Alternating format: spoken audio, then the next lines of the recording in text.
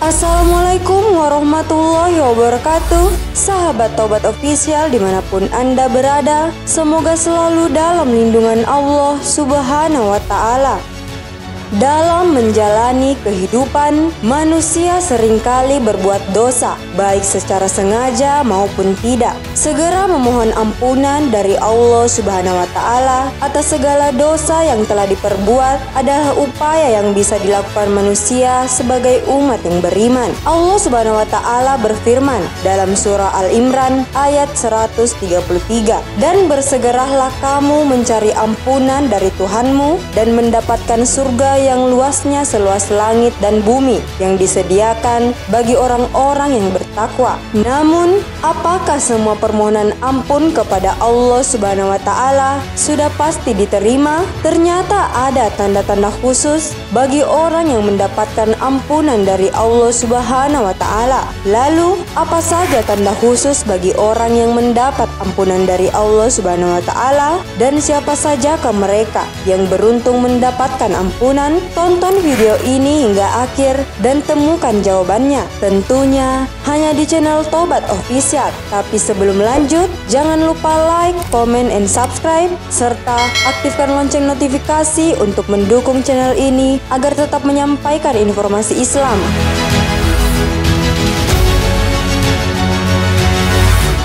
1.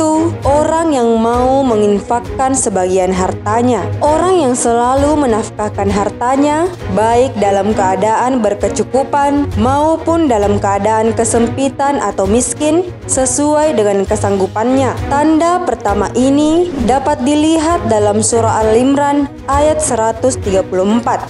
Menafkahkan harta itu tidak diharuskan dalam jumlah yang ditentukan, sehingga ada kesempatan bagi setiap orang untuk memberi nafkah. Bersedekah boleh saja dengan barang atau uang yang tidak ditentukan nilainya. Karena itulah, berapapun yang dapat diberikan tetap akan memperoleh pahala dari Allah Subhanahu wa Ta'ala. Diriwayatkan oleh Aisyah Ummul Mukminin bahwa dia bersedekah dengan sebiji anggur, dan di antara sahabat-sahabat Nabi ada yang bersedekah dengan sebiji bawang. Diriwayatkan bahwa Rasulullah Shallallahu Alaihi Wasallam bersabda, "Peliharalah dirimu dari api neraka, meskipun dengan menyedekahkan sepotong kurma, dan perkenankanlah permintaan seorang peminta, walaupun dengan memberikan sepotong kuku hewan yang dibakar." Hadis riwayat Ahmad.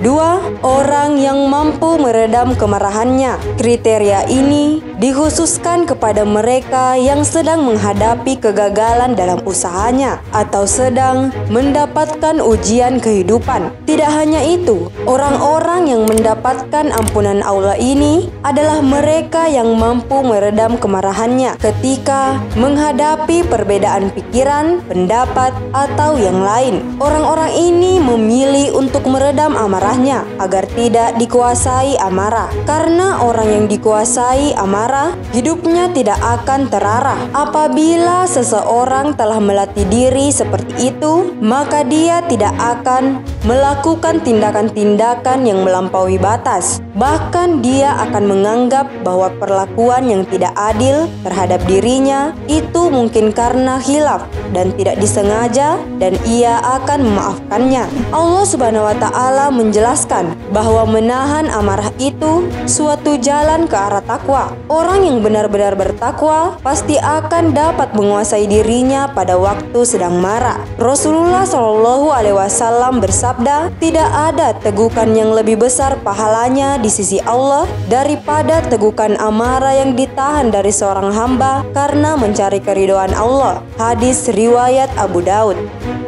3. Orang yang mau memaafkan orang lain bila berbuat salah. Orang-orang yang demikian ialah salah satu tanda-tanda dari orang-orang yang mendapatkan ampunan Allah Subhanahu wa Ta'ala. Mereka sadar bahwa manusia tidak ada yang sempurna dan pasti mempunyai kesalahan. Memaafkan kesalahan orang lain, sedangkan kita sanggup membalasnya dengan balasan yang setimpal, adalah suatu sifat sabar yang harus dimiliki oleh setiap muslim. Mungkin hal ini sulit dipraktekkan karena sudah menjadi kebiasaan bagi manusia membalas kejahatan dengan kejahatan. Tetapi bagi manusia yang sudah tinggi akhlaknya, kuat imannya, serta bertakwa, maka memaafkan kesalahan itu mudah saja baginya. Tetapi barang siapa bersabar dan memaafkan, sungguh yang demikian itu termasuk perbuatan yang mulia. Quran Surah Asy-Syura ayat 43. Bila kejahatan dibalas dengan memaafkan dan sesudah itu diiringi dengan perbuatan yang baik, maka yang melakukan kejahatan itu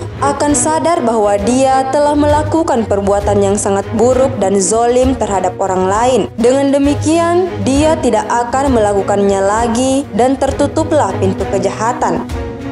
4. Orang yang berbuat salah langsung beristighfar dan meminta ampun Allah Subhanahu wa Ta'ala. Orang-orang ini ialah mereka yang selalu memohon ampun kepada Allah Subhanahu wa Ta'ala atas kesalahan yang telah dilakukan. Karena orang yang bertaubat, dosanya akan diampuni dan mereka akan menjadi seperti bayi yang tidak mempunyai dosa. Orang yang mengerjakan perbuatan keji atau menganiaya diri sendiri, kemudian mereka segera minta ampun kepada Allah dan tidak mengulangi lagi perbuatan itu, sebagaimana yang disebutkan dalam firman Allah Subhanahu wa Ta'ala. Dan juga orang-orang yang apabila mengerjakan perbuatan keji atau menzalimi diri sendiri, segera mengingat Allah lalu memohon ampun atas dosa-dosanya. Dan siapa lagi yang dapat mengampuni dosa-dosa selain Allah Subhanahu wa Ta'ala? Dan mereka tidak meneruskan perbuatan itu, sedang mereka mengetahui. Quran Surah Al-Imran ayat 135.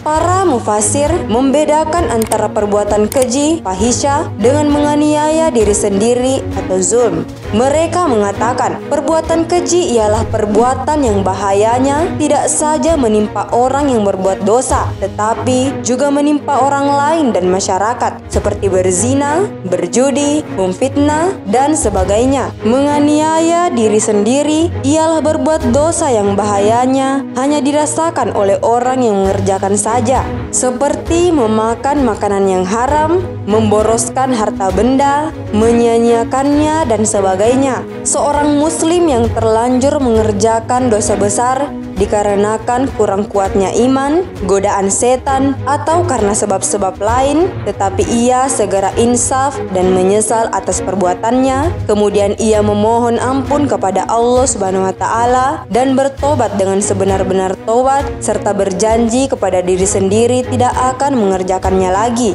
maka Allah Subhanahu wa Ta'ala akan menerima tobatnya dan mengampuni dosanya, karena Allah Subhanahu wa Ta'ala adalah Maha Penerima taubat dan Maha Pengampun. Sahabat, meminta ampun kepada Allah Subhanahu wa Ta'ala bukan sekedar mengucapkan kalimat "Aku memohon ampun kepada Allah Subhanahu wa Ta'ala", tetapi harus disertai dengan penyesalan dan berjanji kepada diri sendiri tidak akan mengerjakan dosa itu lagi. Inilah yang dinamakan tobat nasuha, taubat yang diterima oleh Allah Subhanahu wa Ta'ala.